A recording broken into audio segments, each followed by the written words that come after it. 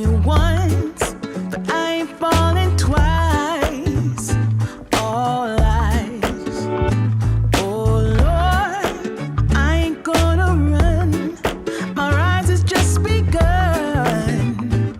I'll shine. Shame on you. Should have seen what you were like. Dangerously nice. You got me all lost. So blind. You got me all lost. Listen to my heart. I'm gonna be lost. Survive. Now you're all gone, my friend. Big old girls will come around.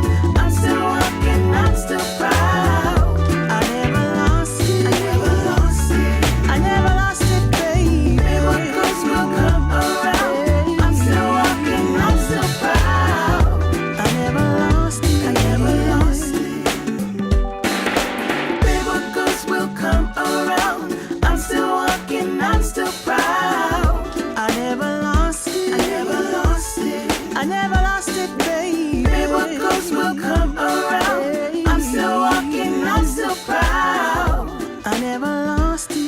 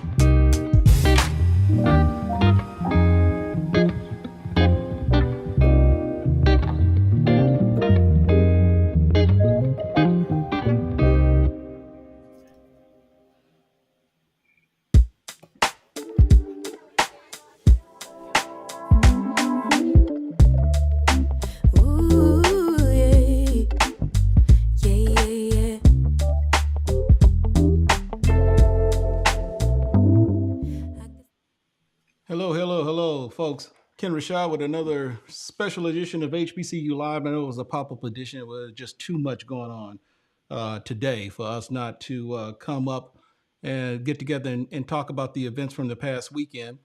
I'm joined by HBCU Sports contributors Chris Stevens and Jared Hoffman.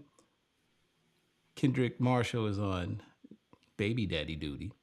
Couldn't join us today, but we're gonna hopefully get things rolling without him. And I know he's watching and he's with us in spirit. So Kendrick, we got you, man. But do your thing, gentlemen. It was quite the weekend, and we're gonna start off with the MEAC, in which we saw a shellacking that I don't really think anyone really expected. We're going to talk about that in another game that took place down in Houston on Sunday. But Howard upset North Carolina Central in they put a 50 piece on them. I think the final score was what, 50-20. And the win put Howard in a very unique position to control their own destiny in not only securing a MEAC title, but also securing a berth in the Celebration Bowl. So, Chris, I'll start with you. What are your thoughts about what we witnessed on this past weekend with Howard taking down North Carolina Central? I'm going to tell you that throughout the experience of, charting the course of this season with you guys, with Jared, with Kendrick, with Brandon King, um, I didn't think Howard had a chance on Saturday. I thought that this North Carolina Central team was going to come up 95 with bad intentions, and it was going to be another celebration for them because I was covering, against my better judgment, covering Norfolk State, Delaware State. And I came back up the highway from Dover, Delaware to my home in Wilmington. I said, let me check on the score real quick because I think the game's got to be close to over at this point because I didn't get back until after dark. I looked over and I said, wait a minute. Hold on. Wait. Let me make sure I got this right. Is that 40 to 43 to 20? 42 to 20 I'm seeing? Yeah. And I was just like, good night. What happened here? And when Larry Scott last week, to his credit, I've never seen the man sweat all season, in these MEAC coaches calls. After they lost to South Carolina State, he said the sun rose on Sunday, the sun rose on Monday, and it's going to rise again when we play North Carolina Central on Saturday. And his kids came out there like gangbusters and did a tremendous job. Now, they still have one more road to cross, and it's not an easy road because Morgan State has the top defense in the MEAC and probably one of the top defenses in all of FCS. But in the meantime, I'm absolutely stunned that this Howard team, I mean, I guess you couldn't call it a surprise that they won. It's just the manner in which they won it. That second half, they just dominated. And not too many teams, I think the only team that can say they've dominated North Carolina Central all year long was, of course, UCLA. Mm-hmm. Jared? Well, I had the pleasure of being in Green Stadium for that 50 to 20 shellacking.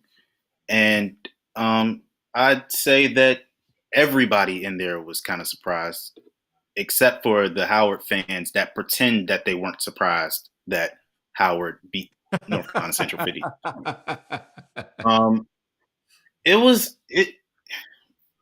From the beginning, it looked like North Carolina Central's energy was just off. It just didn't look like they were. It didn't look like they were competing for a MEAC title. They just looked like they were in a football game that was happening. Meanwhile, Howard had a sense of urgency and like they knew they needed this game beyond just, needing to win to claim the MEAC, the first place in the MEAC and a potential berth in the Celebration Bowl. It looked like it was something deeper than just that. And they showed it in their play. They showed it in their communication on the field with each other. They showed it on the sideline, being happy for each other, checking each other when they made a bad play. Even when they were up 30, they were still doing that. And that's something that I did not see on North Carolina Central's side. Now, I will say Davius Richard did not look like himself. He did not look like himself on the sideline. He didn't look like himself on the field. And it showed in the result. But that is no excuse. They got their butts handed to them, and they're just going to have to live with that. This is HBCU Sports. So for those of you who are watching, and we're actually streaming live on Facebook and on YouTube. By all means, if you're watching us on Facebook, follow us on Facebook. And if you're watching on YouTube, by all means, take a moment to subscribe and hit the like button. Let's get those likes up, folks. So, Jared, let me ask you, you were there. What are your thoughts, and how much with respect to the play of Howard, how much did the game from last year leave a bad taste in the mouth in terms of what they managed to pull off today? Because Jay Walker was literally there. Now, granted, Jay Walker tries to put it down the middle, but he's a Howard guy. And he was adamant that Howard was probably going to do what they could to score 50. And he was quite candid in stating that it probably had a lot to do with what happened last year. Did you see that, or did you see some sort of a certain level of intentionality in them actually doing that in terms of trying to, I guess, to return the favor, if you will? When you say talk about putting up 50, Yeah. yeah, because if you remember, they went out after they scored the touchdown. They went out and they were about to score the extra point. Then they called a timeout. So there was it was a little bit of, do we want to be sportsmen about it? It was a little bit, I don't know whose side who was on, but there must have been a discussion of, do we want to be cordial here? Do we want to be respectful here? Or do we want to really stick it to them for what they said about us last year and what they did to us last year? So I'm not going to sit here and say with 100% certainty that this was intentional. What I will say is that there might have been. I would have loved to have been a fly on the wall to hear what that post game conversation was between the two coaches when they shook hands after the game was over. Chris, so given where we are right now with the MEAC standings and Howard being in the driver's seat to take it all, what do we make of? I mean, Jared indicated that Howard folks indicated that they weren't surprised, and I'll admit there was a part of me that, while I didn't necessarily expect them to win by 30 points, I can't necessarily say that I didn't think that they didn't have a chance of winning, considering we kind of saw some flashes of this during the course of the season. But what do you make of North Carolina Central and Howard and the final week in terms of which team will go to the Celebration Bowl versus the possibility of North Carolina Central going to the playoffs, provided that nothing changes and they end up going to the Celebration Bowl? What are we to make of the MEAC and the postseason possibilities between those two teams? Well, for me, starting with North Carolina Central, Trey Oliver made some interesting comments in the coaches conference today that there was a flu bug going around. So that's probably what Jared was alluding to when he said that Davis Richard and that entire team didn't look like themselves. Maybe they were gassed because, I mean, we're all adults here. We've all at least had the flu at least once in our lives, and we know that's no spring picnic. So, I mean, try to play a football game when you're not sure if you're hot, if you're cold, if you're going to be able to hold down what you ate. So that probably played a part in it. But Trey Oliver was also adamant that there weren't any excuses, that Howard was the better team on Saturday. As far as the FCS playoffs goes, I would find it hard to believe that a 9-2 Central that is undefeated against the Coastal Athletic Conference and has beaten everybody else soundly, with the exception of Howard, would be held out of the playoffs. I do believe that they are an FCS playoff team. Where they go remains to be seen. But as far as Howard, they still have to beat Morgan State. And I don't think that, I mean, we've seen Morgan State play some very good football. I mean, they were a fumble away from beating FBS Akron. So it's not like this is a Morgan State team that is, you know, a fraud, or a team that is very shouts out to Brandon King in the chat. He said it was a flu bug, FLHU, that Central caught. Shout out to Brandon King. That's a good one. But if Howard can beat Morgan State and advance to the Celebration Bowl, and if Florida A&M can do their part, because Florida A&M is prone to fits of being clocked out from time to time. This is a Celebration Bowl that could feed generations. I mean, we might as well start calling it a Black Excellence Bowl if it's Florida A&M and Howard. I mean, we just gonna have to live with the pomp and circumstance of these two universities, going back and forth, getting themselves psyched up to play in Atlanta, of all places, the new Black Mecca. So, I mean, we might as well. I mean, if Florida A&M and Howard do their parts, we might as well start calling this the Black Excellence Bowl, because that's pretty much how these two fan bases are going to conduct themselves. Jared, I've got to ask you, what are we to make of Morgan State and their possibility to just kind of muck things up? It's very likely, especially if their defense is if it's on point. I mean, don't get me wrong. Howard has a lot of weapons on offense. They have a lot of weapons, especially in that backfield with Eden James, with Jared Hunter, with Ian Wheeler, with Casey Hawthorne. They have some guys that can make some plays, and they have a quarterback who is playing the best football that he has since he's been at Howard. So this is going to be a tough matchup. I would definitely give Morgan State a good chance to knock off Howard, and spoil it, because remember, Morgan State still has a path to the Celebration Bowl. All they need to do is beat Howard, and North Carolina Central has to lose to. Mhm.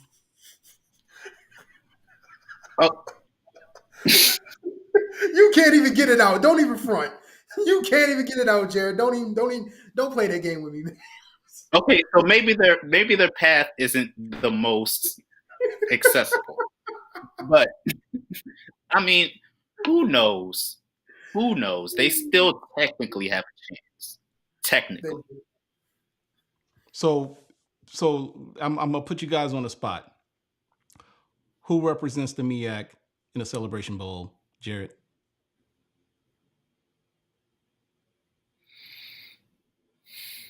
I'm gonna roll the dice, and I'm gonna say North Carolina Central. Chris? Momentum is a tricky mistress, but I think she's riding with Howard, so I'm going to go with the Bison. You know what? I think so too. I think this might be Howard's year to get it done, and I think I'm going to roll with the Bison too. So, but we still have another week to go, and we'll see how that all turns out. So then there was this thing that happened in Division Two. Benedict and Virginia Union are headed to the Division Two playoffs. Benedict is the number one seed in the region. And Jared, this is your thing, man. What are we to make of Benedict and Virginia Union? And Benedict, I believe, has a bye, right? So Virginia Union is going to be playing next Saturday. What are we to make of the possibilities of either Benedict or Virginia Union making a run in the playoffs?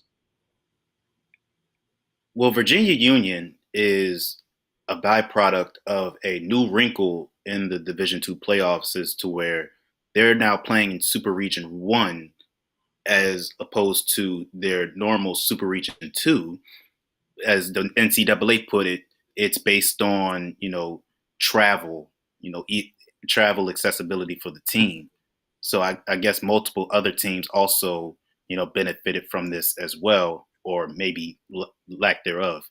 But as far as their chances of making a run, Virginia Union, they're going to be facing Kutztown. I will have to do my research, do more research on that team to really know what chance. Any idea? They Kutztown? are in the part of Pennsylvania that we shouldn't be in, basically. They gonna see that maroon and silver bus coming up from Richmond, and they just gonna be like, well, they don't have the accents. They don't have the "we don't like your kind around here" accents. They're like, okay, they're gonna be like, all right. They're gonna be like, geez, Margot, who are these colors? Yeah, I'm sorry. Yeah, that type of deal. But it's that part of Pennsylvania. So Jared, but does Virginia Union have what it takes to make a deep run? Because I mean, we've seen this before, and we've always speculated, and we may get maybe a round or two, but rarely do we see that deep run. Does Virginia Union have it? Absolutely, they have it. They have it. Absolutely. Of course, the running game with Jada Byers, and now we've seen Curtis Allen, benefit from the unfortunate injury that Jada Byers suffered this year, and he had a couple of good games. One of which came against Fayetteville State, who they beat in the CIAA championship game when he had 155 rushing yards on 30 attempts. They have a defense with, Isaac Anderson. They have Armani Burden. They have some pretty good players in their secondary.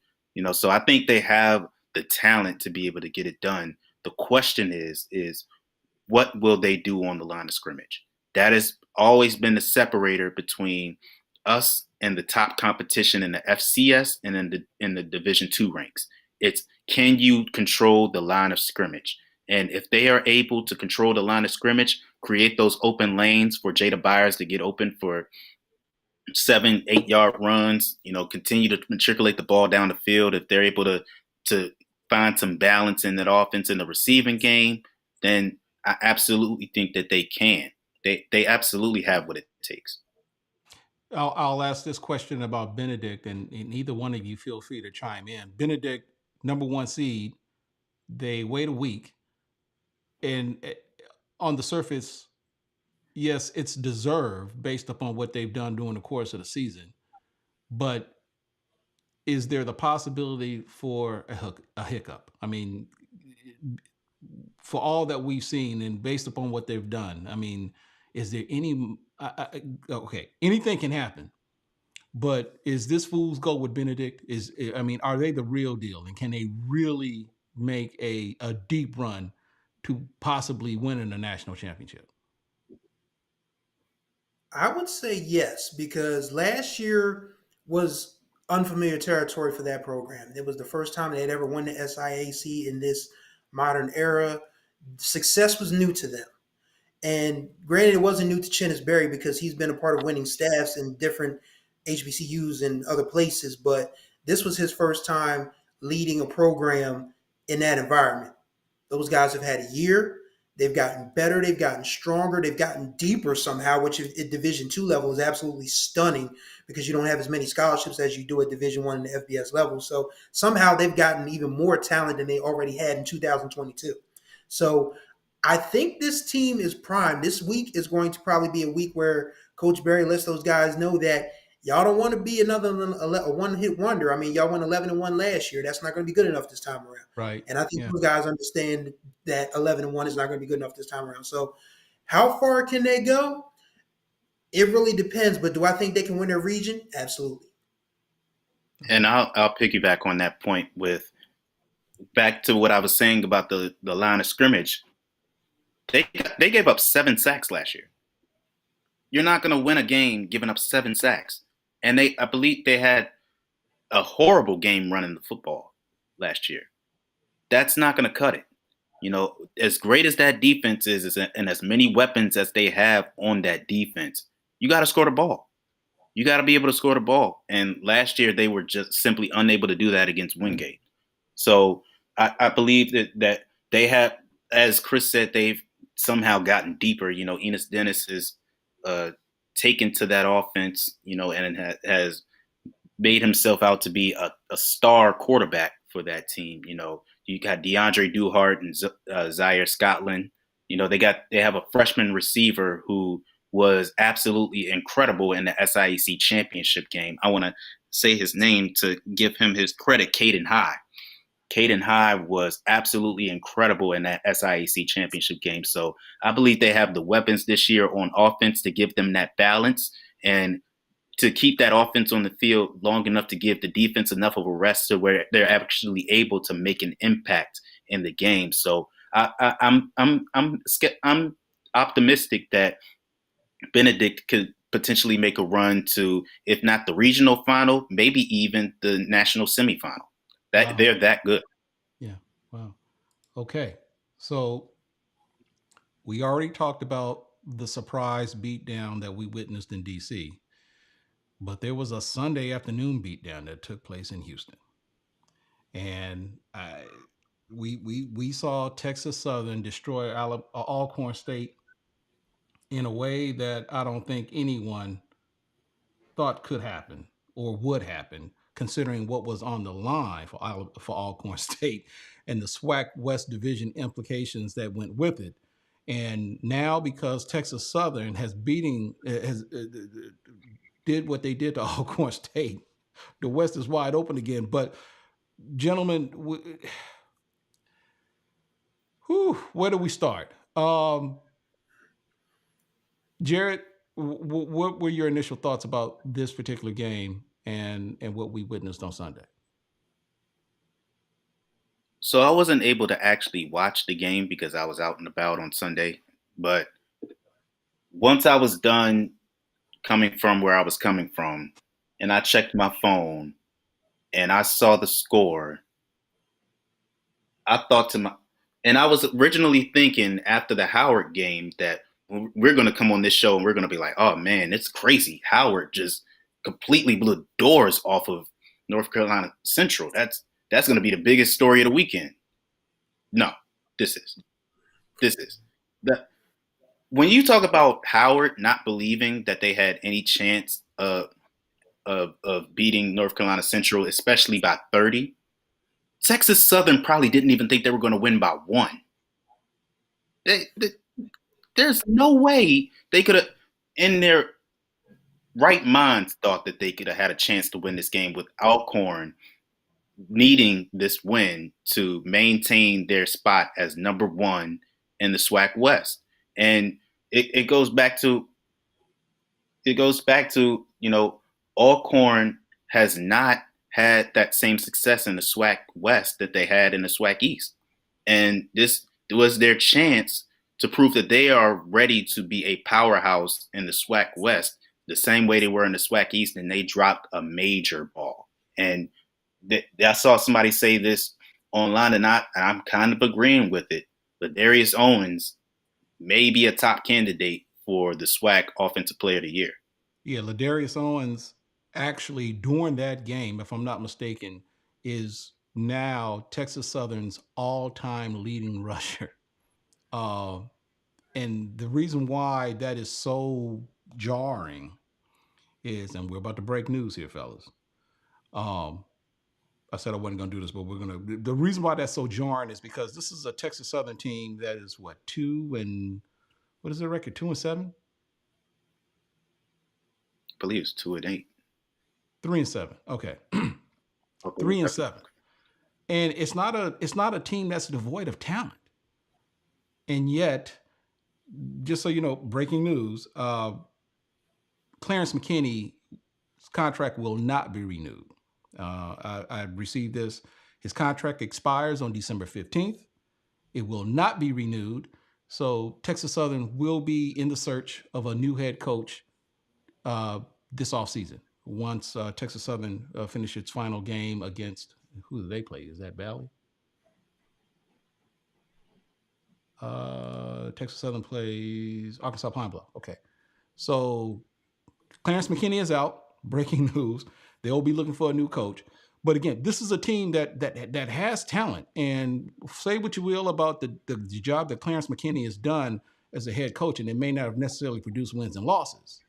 But he has managed to recruit some pieces, not to mention one Andrew Body, who I'm thinking may or may not be there next year, depending on what Texas Southern decides to do with their new coaching hire.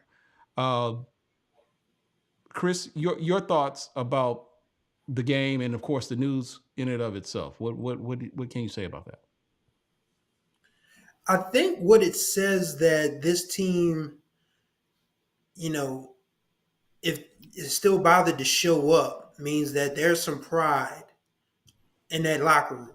And you look at the way the season has gone for them. Andrew Body's been hurt all year.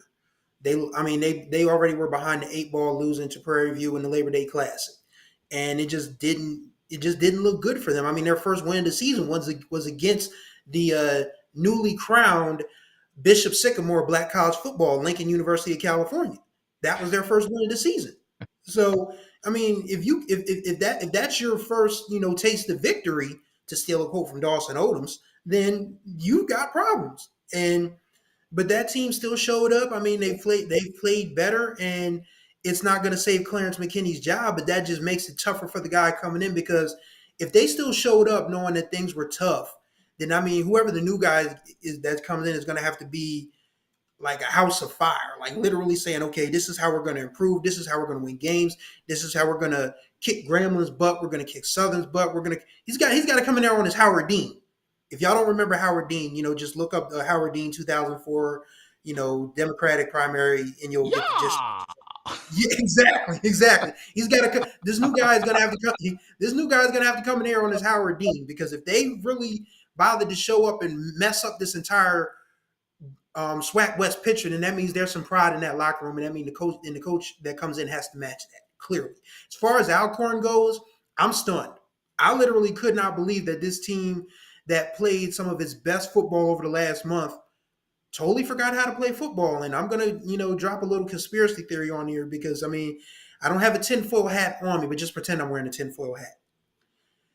Texas Southern Stadium, of course, they share a stadium with one of the Yep. Major League Soccer programs. Now, if you had told Fred McNair that he would have to wait a whole extra day to play a game that he probably should have won, then that would be a good cause. That would be a good excuse. But Fred McNair does not strike me as a man that's going to make excuses. So Alcorn State just didn't show up. But I still think that's really raggedy that this this FC team or whatever, I don't know if it's Houston FC, Houston Dynamo, Houston, Close enough. Houston Barbecue, whatever.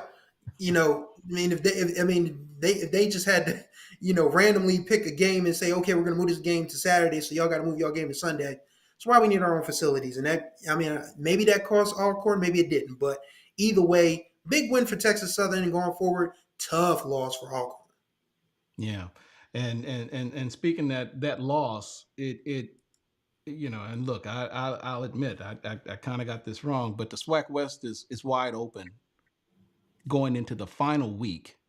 The scenarios are now that Prairie View won over Southern, and we'll talk about Southern and the situation going over there in a little bit.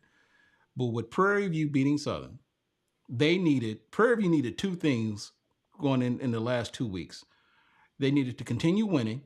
They needed Grambling to lose one, and they needed Alcorn to lose one. They got both of those things over the past couple of weeks. So as a result, Prairie View's in the driver's seat, controls his own destiny. Prairie View wins against Alabama State on Saturday. That is a tough task. Prairie View goes to represent the SWAC West against Florida A&M in Tallahassee in the SWAC championship game. Okay. If if Alcorn wins the West, Alcorn needs to win and needs Prairie View to lose, I believe. Alcorn goes. Now, what I didn't know, and I've confirmed, and I think we still need to look at the numbers on this, but if Prairie View and Alcorn lose and Grambling beats Southern in the Bayou Classic, then because of the tiebreaker situation written by the SWAC, Grambling represents the West. And these are all teams that are currently right now sitting at 5-5. So what are we to make of this situation with the SWAC West? And I mean, Jared, your thoughts? What do we make of this? Well, real quick, I didn't get to give my reaction to Clarence McKinney not having his contract renewed going into the next season. Okay. So let me just say, I'm gonna just quickly sum that up by saying, not surprised. Anyway, the SWAC West. Not surprised. Prairie View,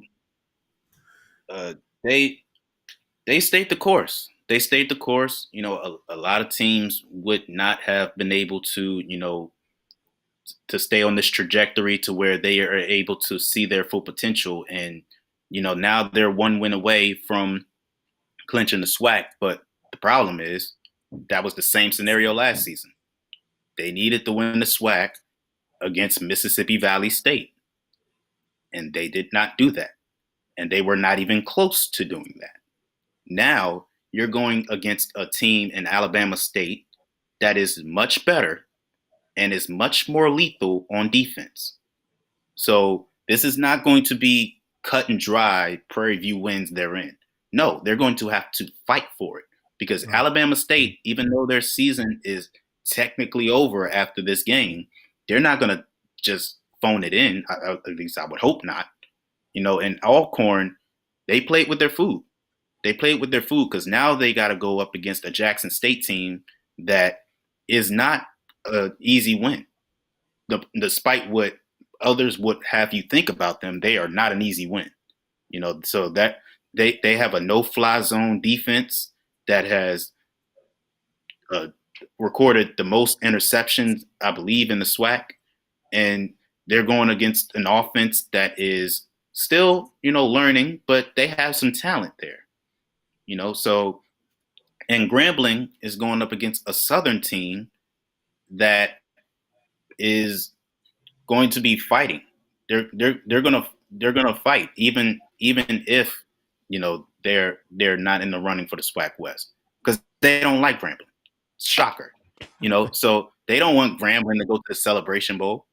Do you really think that Southern fans will want there to be any kind of chance for if Grambling wins that game, they're going to go to the Celebration Bowl? No. So they're going to really fight for that one. So, or excuse me, the SWAC championship game. It would be the SWAC championship game first.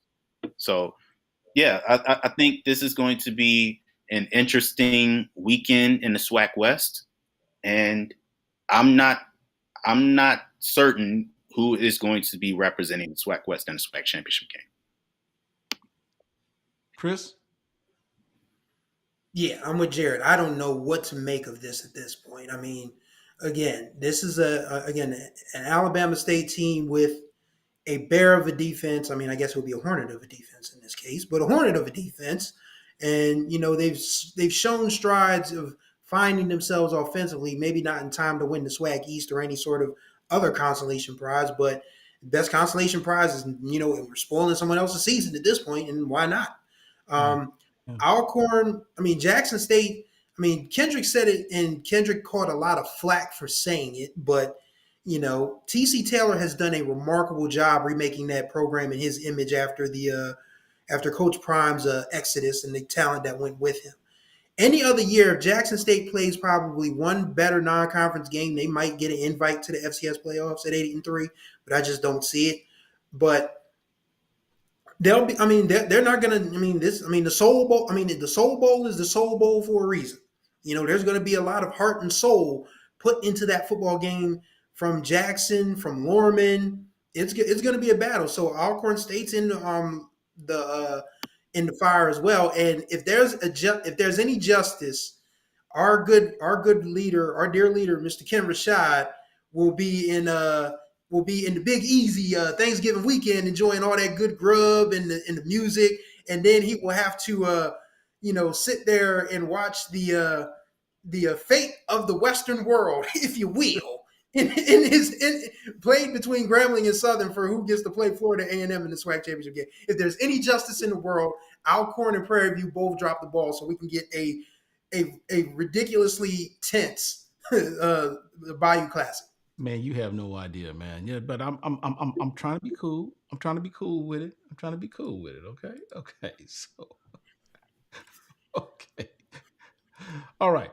So there's this thing that's going on right now about the future of Eric Dooley at Southern.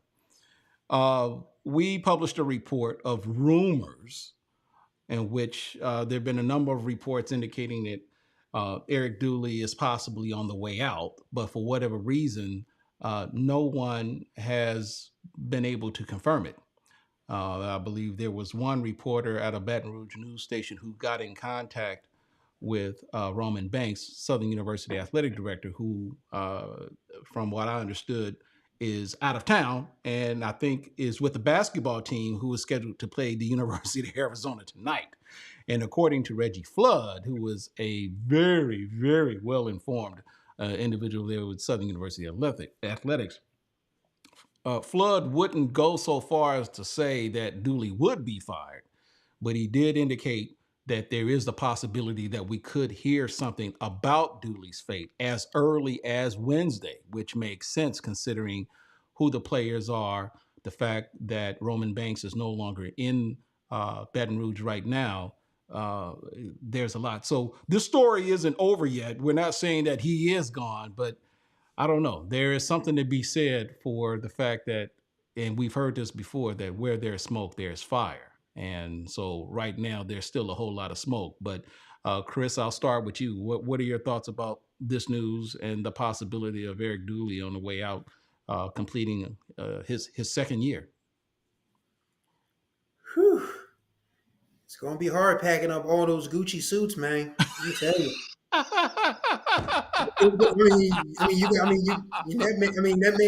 That man came to SWAC Media Day like Bizarre World Steve Harvey. Yeah, I had never seen anything like it, and it was virtual.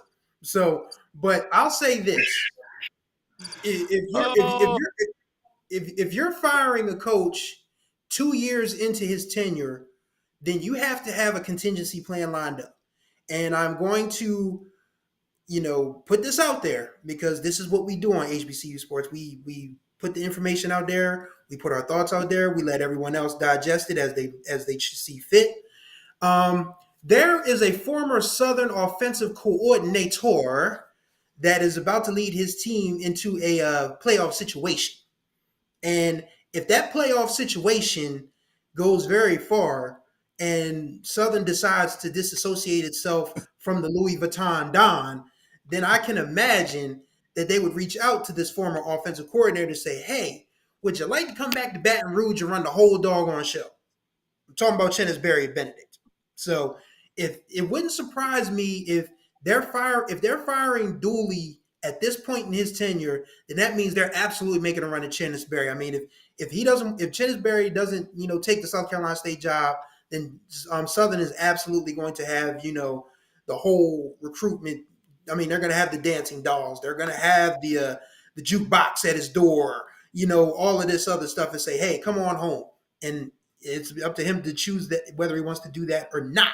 But yeah, I mean, Dooley over the last couple of years, I wouldn't say has made himself indispensable. So if the Southern athletic department feels like it's time to move on, then yeah, they're going to move on. Brandon King said Dooley went from the prodigal son to persona non grata in 24 months. I mean, that's what makes this so crazy. Now, you say what you will. This is a team. Dooley led a team last year that went to the SWAC championship game and played against Jackson State.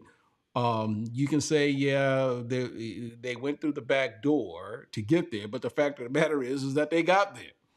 But there, when you look at a person like Eric Dooley, and I think it's safe to say, and I don't want to sit up here and pretend to know that I know all there is to know about the inner workings of Southern University athletics, but I do know of some of the people there, and I do know that a lot of them weren't happy when Eric Dooley was named the head coach 2 years ago when he took the position, despite what he had done at Prairie View, and I believe the year before that he had led Prairie View to the SWAC championship game. But for whatever reason, there just simply wasn't a groundswell of support coming from individuals when Eric Dooley was named as the head coach. I listened to Reggie Flood on his talk show earlier today, and he provided some pretty candid details as to what the current climate is right now with not only Eric Dooley, but with the student athletes, with certain administrators, and I think even to a certain degree, some of the coaches, to the extent that they just think that while he may very well be a nice guy, but I guess maybe his overall demeanor is just something that just rubbed a lot of people the wrong way. And that for whatever reason, you would think you've got some of these coaches that are typically given a so-called 3-year window. I know things have kind of changed, with the portal, and everybody wants this. I want it now. I want to win now. I want to go from 1-10 to 10-11. And 10-1 in 1 year. It used to be that time when you had that buildup. You gave a coach at least 3 years to kind of put things in perspective, and it doesn't appear as if that's going to happen this year. We don't know what the final details are now. We have no idea. We'll, I guess, find out whether or not he will stay or if he'll stick around for the Bayou Classic.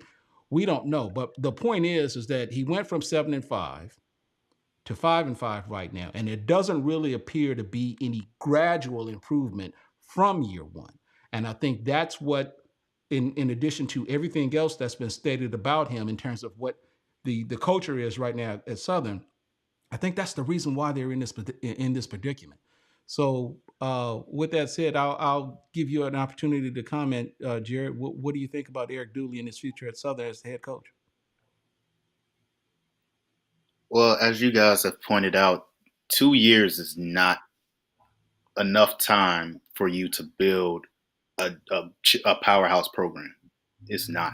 Like, you look at any powerhouse program in the history of not just HBCU football, but college. Look what Chennis Berry did at Benedict 2 years. I mean, I'm just He's an saying. anomaly. He's He's an an anomaly. Prom is an anomaly. There's like for the most part. Let me say that for the most part, Right. 2 years is not a lot of time. You know what I mean? And to be fair, there's a chance that they could end this season with a winning record. So it's not like yes, they're gonna drop a game and they did not look the same last this year than they did last year because they had a lot more swag, they had a lot more confidence, and they were much more intense last year than they have been this year. But I still think it's a little premature to think that his job should be on the line just because they don't look as good or because no one wanted him there in the first place. You know what I mean? So I think college sports, it's the hardest. Excuse me, college football is among the hardest to maintain and to build with because with especially now with the transfer portal being what it is now, it it's made for it to be a microwave to where it has to be quick. You can't take too long with with with building a championship team. You have to have it or you don't. And that's an unfortunate expectation that we put on these coaches. So if I didn't know any better, now let me ask you this: so are you saying that Dooley is getting kind of like a raw deal? I mean, do you think he deserves a third year? I haven't seen anything that makes me believe that he should lose his job. No, I haven't seen anything that makes me think he loses his job. I think I've seen plenty that makes me believe that he needs to go back to the drawing board and he needs to look within himself and his team and see where he went wrong, and he needs to we need to see improvement going into next year. But I haven't seen anything. I've seen worse. Like Texas Southern gave Clarence McKinney multiple chances after he finished 0-10 in his first year and was like what 1-2-9 in his second year or something like that. 4 or 5 year contract, if I'm not mistaken. Yeah. And they gave him multiple years, and he started building talent. He got Andrew Body, he got Ladarius Owen, and he started to build talent. He started to build a talent pool, but the problem with him was he never showed any improvement with the talent that he had. And Southern has not given, allegedly. We don't know whether or not his job is actually on the line. These are just rumors and reports. But if he is gone after this season, he did not get nearly enough time to show what he can truly do for this Southern football program. We had a comment from Keith Smith, who I'm assuming is talking about the Southern program. He said the program seems to be regressing. I mean, but look, again, this is a program that was 7-5 last year, made it to the SWAC championship game. Again, people say that they went through the back door, but is currently at 5-5. And I look, there's an interesting dynamic here. I hear it, and when I hear what you're saying, Jared, and I don't necessarily disagree, and then I listen to what Reggie Flood said earlier, and he said something. I keep going back to what he stated in his show. He said that for all of the years that he recalls Southern University football, in terms of the coaches who've come and gone, he said that Eric Dooley has had the opportunity to take advantage in terms of resources. That when you put in Pete Richardson and all of those great years that he had, he's saying that Dooley had inherited a program that had talent when Dawson Odoms left to go to Norfolk State. He said that Dooley had pretty much everything that a coach probably should need at that level, in terms of resources to get the job done, but yet he's regressed. So it's an interesting dynamic. It's an interesting conversation in terms of what is expected, realistic expectations that us who follow these teams, and we, of course, we have our own favorite teams, and we want them to do well year in and year out. and I could very well be guilty of this as well. I don't think I am, but in terms of how fast or how much time we give a coach who, especially those who inherit a program that's kind of like in disarray, as opposed to those who inherit a program that's in pretty good shape, and it's just simply a matter of taking the next step to go up. So, man, like I said, we'll find out more about this as the week progresses. But before we call it an end and we go into our closing arguments, those of you who are watching right now, by all means, hit the like button, subscribe to the channel, man. And if you even get a chance, by all means, go to hbcusports.com/donate, subscribe, and donate financially via Cash App or PayPal. Your donation will go a long way in helping support this channel and the operation. So, gentlemen, our favorite time of the show, we're closing with our closing arguments. We kind of talked about what we were going to discuss. We weren't exactly sure because there's so many things to discuss. But Jared, I'm going to leave it up to you first. What is your closing argument / hot take? I'm not supposed to use hot take anymore. But what is your closing argument / hot take of this week?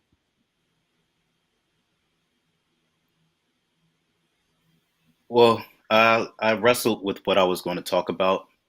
One of the things I really wanted to talk about was the Florida Beach Bowl, and wanting to rally everyone to support it, because I believe that this could, as an opportunity for the Division II HBCU football to have its answer to the Celebration Bowl. And I believe that, HBCU, the Division II HBCU ranks, it doesn't get the respect it deserves. It doesn't get the attention that it deserves.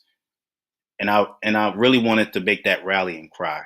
But some news today really shifted my focus away, and it caused me to take a U-turn and talk about, we need to hold higher education precious.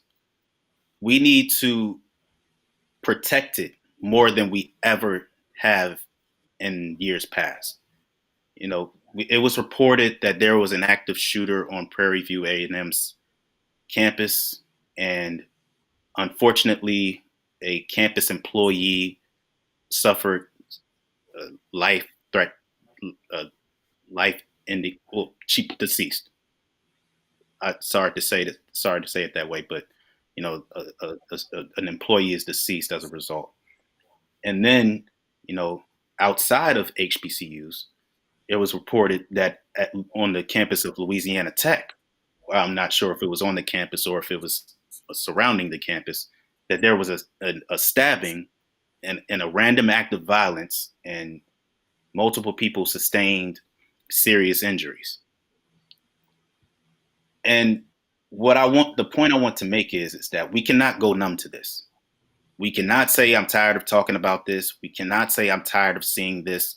We cannot get into that frame of mind, because the moment we get into that frame of mind, it continues to happen. And people who look like us, people who we love, people who we cherish, people who have a chance to have a future and have success in this world, they are suffering as a result. These young kids that are going to school to create a better life for themselves are suffering because we are not doing our part to protect these young men and women on these campuses. And I'm not just talking about in college. I said this earlier in the year when Morgan State and Bowie State had their shooting incidents during their homecomings. We have to protect high schools as well. We need to protect middle schools as well. We need to protect elementary schools as well. Because how many times over the years have we seen these stories happen, and we get the sad face and we groan and we get upset at seeing all these incidents happening. And for a short time, we are upset about it. And then as time goes on, we move on. And then it happens again. And another thing that I want to say is that we as men and women have to be better mentors to our young children. I am tired of seeing these videos of these young kids rapping, which is not the problem. The problem is that they're doing it with guns in their hands. They're talking about shooting. They're talking about violence. That's not the way to go. That's not the way to go. Because what happens when they get older and they start getting into that activity rather than continue to being on a positive route of rapping and making music and discovering their actual talents? What happens when they, God forbid, go out into the streets and they're just trying to live a normal life? And then somebody comes over to them and check them and say, remember when you was talking about them guns? Let me see what you really about now. You know, that's not the energy that we need to put out in this world, because people don't take those kind of messages in the right way. We have to learn about, we need to learn positive ways to reinforce our young children and to get them into the right frame of mind so that they are not involved in incidents like this. So I really hope that what I'm trying to say is coming across in the right way, because I really am not trying to put any kind of negativity out there in the world. I just want the best for the youth and the young adults who are just trying to, and the adults, because remember there was an employee that was also involved. So let me not, put them to the side. I'm just saying the youth, because, trauma, it hurts so much more when you're younger, and you're not able to process it as much when you're younger. So that's the only reason why I'm saying younger. So I hope that I'm not, shoving the adults to the side as if they're not important, because they absolutely are.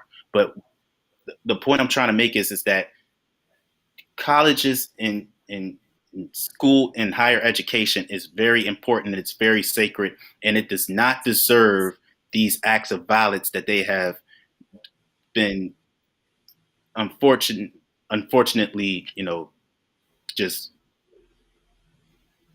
I don't have the words. I just want better for our institution, and I don't want this happening anymore. Chris Stevens, your closing argument. I am going to try my best to follow that, but Jared, well done. I agree 100%. We have to do a better job as a community of mentoring our young people and shielding them from these dangers, because we are losing too many of our kids to gun violence, different things like different, substance abuse problems and things. We just have to do better by our kids and, as adults. And Jared's right on with that. And my closing argument today is going to be about the absolute madness that we've seen the last 3 weeks in Black college football.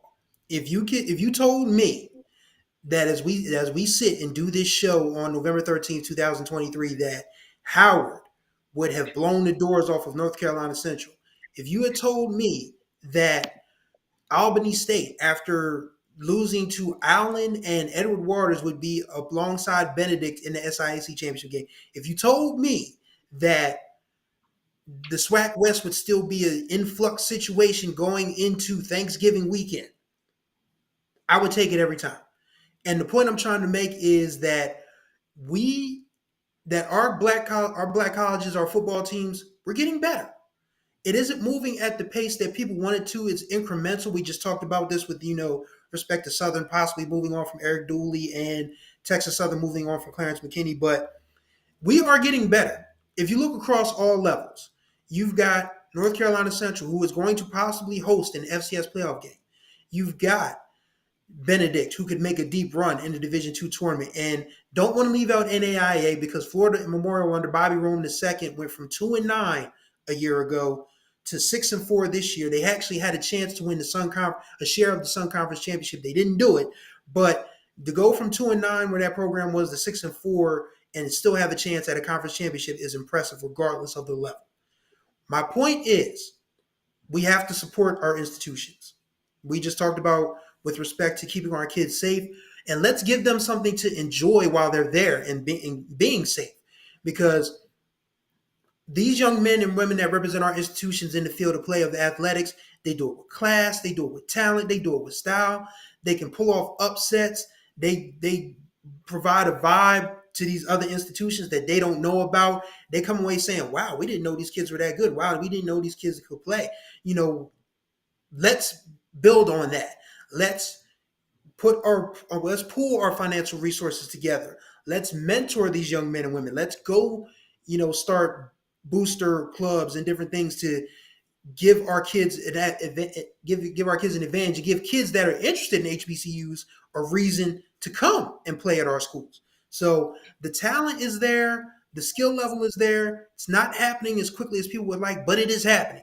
This has been and I've been following black college football since I was a young man. Like, my mother took me to Delaware State College football games, not Delaware State University, Delaware State College. So we're talking about at least 30 years ago. And in the time that I've been following HBCU football, this has been one of the most entertaining years I've ever seen. And it can get better if we just provide the kids with the support, emotionally, financially, that they need to succeed. And that's up to us at this point. So let's just do better by our kids, and let's give them the resources they need to be successful, because they are trying their best and they're doing a darn good job of it. Okay. So for whatever reason, at the 9th hour, at the 29th, the 11th hour, Kendrick Marshall decides he wants to come in and get some of this. So, Kendrick, what can I do for you, sir? Oh, I'm just listening along and enjoying the show tonight. That's what I'm doing. Oh boy, you talk about disrupting. Oh man. Okay. So leave it up to Kendrick. Okay. So I don't suppose you have a closing argument you would like to make, huh? Before I make mine? Yeah, I got one. It was something that we talked about. It was a team that kind of Chris mentioned earlier in the show, the Bishop Sycamore of Black college football, who is Lincoln, California. Yeah, we actually wrote about. Yeah, Chris actually wrote about them last week, just trying to discover like who they are and kind of what their deal is. So here's my PSA: stop playing them. There is no benefit to playing them at all. If you're a black college, they don't boost your resume to win a conference championship. They don't boost your resume to win an FCS playoff bid. The only thing they do is get your guys ready for what amounts to a glorified scrimmage game. This team is 0-11 this season. They've already played Southern, FAMU, Tennessee State, and I think Texas Southern this season. They're the Ringling Brothers and Baltimore Bailey Circus of football right now, and their show isn't very entertaining. They do make it feel good though, because you know you're gonna get a win. But like, why are we doing this? Like, we talked about VUL playing them, and like how like we can write that off as a win for like a black school that plays them. I mean, like, I'm not an elitist. I'm altruistic, but we can't give these people any more charity. Like what's the purpose of them playing our schools? Like, and I know like when we play up and play FBS schools or Power 5 schools, they're probably talking the same thing about us. I know Brady Quinn went on a tremendous rant about like how it was disrespectful for Tennessee State to be playing Notre Dame, despite the fact that Notre Dame lost to 5-5 Clemson. But that's another story for another day. So yeah, like, stop playing these schools, man. Like, they serve no benefit to any institution that plays them, other than just a nice Saturday afternoon on the football field where you can feel good about yourself for about 2 hours and then go home and do something different with your life. That's about it. Play if you're going to play out of conference teams, if you're going to play Division II teams, play Benedict, play Fayetteville State, play Albany State. You don't have to play VUL. You don't have to play Lincoln, California. If you want to play another Division II school like Bluefield State, that's starting their program. That's actually a pretty good program. That's pretty good, but like, don't play a Little Sisters of the Poor. It's a bad reputation, man, for the entire HBCU community, for our schools to continue playing these teams, man. Just stop it. Whoever's AD listening, don't schedule them anymore. Please don't do that. Okay. And that's my closing argument for the night. You may be asking a little bit too much, because you saw what happened when Alabama State played Miles earlier this year. We saw how that turned out. Yeah, that was a worthy game. I mean, Alabama State lost, but it was a legitimate loss. They play one of the best teams in Division II for black college football. So hats off to them for taking the risk and playing them, not playing a team that they know they're going to win when the schedule comes out. Okay. So my closing argument actually kind of is kind of a minor piggyback to that point. And this is a message to SWAC ADs. And I say this because I know why it's done. I just don't think, I know why it's done, but I think we need to get away from it. We currently are in a situation to where I think it's pretty much a given that if all rolls out like it should, Florida A&M will likely represent the SWAC in the Celebration Bowl, at least on paper, at least their favorite, okay? We already know that in the MEAC, there is a chance that that depending on how things play out, the MEAC could potentially have two teams playing in postseason situations. One team is going to be playing in the Celebration Bowl. One, mainly North Carolina Central, because of the loss last Saturday, could potentially be playing in the Division II playoffs. That ain't happening with the SWAC. Okay. We already know it's a given. Grambling, Southern, and Alabama State, for traditional purposes and through traditional scheduling, will automatically schedule games that final week in which, or should I say the week they play games, regular season games on the week that the Division II that the FCS playoffs begin. However, when you look at a team like Jackson State, whose regular season ends on Saturday, when you put in consideration the 8-3 record that they have, we asked the question during the course of the SWAC football coaches conference earlier today, and we kind of knew better, but we thought we just kind of gauged the interest of the audience who were on the stream. And we asked, or Kendrick, somebody asked, does Jackson State have the resume to participate in the FCS playoffs? Majority of them said no. They were smart. And I think they just, the body of work isn't there. But there were some who said yes. And I think the reason why is they see an 8-3 record. For all intents and purposes, Jackson State is a pretty good team. You would think, just by default. At least they've shown that in SWAC play. But what screws Jackson State's case up is you look at their schedule, and Jackson State wasn't the only team to do this. Jackson State had South Carolina State in the MEAC SWAC Challenge, which non-conference win, that's a good win. They played Texas State, FBS team, they played up, a little lopsided, 77-34. That isn't going to be held against them in the greater scheme of things because of the fact that they played up. They played up. Now, had it been close or a possible upset, they would have gotten credit for that, right? Okay. But what screwed Jackson State up, and this is something that has just become common among SWAC teams, is that Jackson State played Southern earlier this year in a non-conference game. Southern also took it upon itself to play Alabama State earlier this year in a non-conference game against Alabama State. And then they played, who else?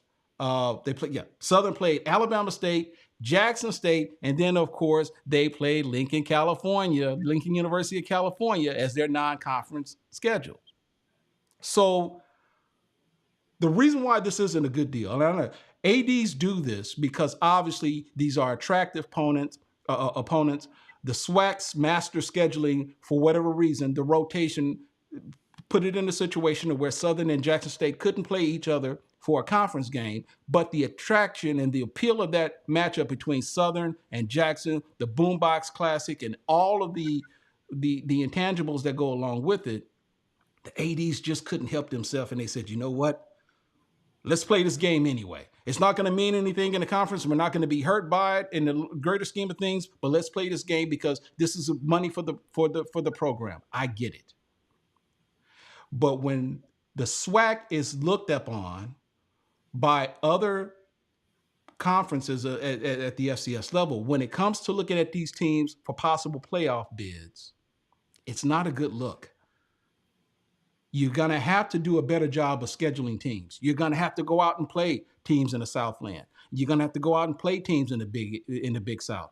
You can't just play Division II HBCUs or Lincoln University of California or Virginia University of Lynchburg and not play some of these PWI schools. Now, I'm not saying that you have to appease to them, because I get it.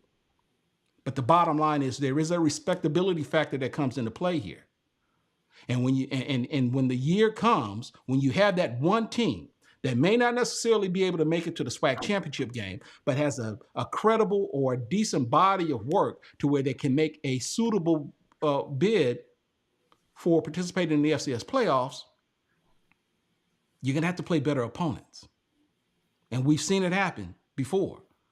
But right now, of all of the teams that are out there that end their season, there's no team in the SWAC right now, even Jackson State with its 8-3 record, that can sit up here and make a case as to why they should get an at-large bid in the playoffs. I get it. It doesn't make any money. It's a money loser. I get all that. But when it's all said and done, if those coaches and those players have an opportunity to play more football, we all know they're going to want to play.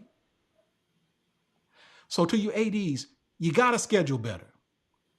You already know how the rest of the FCS world thinks about the SWAC in particular. The MEAC has the benefit because they don't have that many conference games. North Carolina Central can go out and they can play and beat teams like Campbell. They can go out and play teams like Rhode Island and teams of that nature. We should include more teams, or the SWAC should include more teams from the Southwestern Conference or from the OVC and so forth. But until you do that, this is what you're going to get, and this is the perception that the SWAC is going to have among the FCS conferences, because to be quite honest with you, it's bad enough, and I'm going to just keep it real. The quality of football isn't very good, but yet your scheduling is worse. And when you've proven time and time again in those rare moments, when you've got those teams against those games against PWI and you lose and you lose badly by 20, 30, and 40 points against mediocre FCS PWIs, that isn't good for anyone. It isn't good for your program. It isn't good for the SWAC. And to be quite honest with you, it's a bad look for HBCU football in general. So I apologize for that. That's about closing arguments. Kendrick Marshall, even though you were late, thank you. Jared Hoffman, Chris Stevens, thank you all for another week, another edition of HBCU Live. By all means, hit the like button, subscribe to the channel, donate to the website. I'm Ken Rashad. I see you guys next week. God bless you.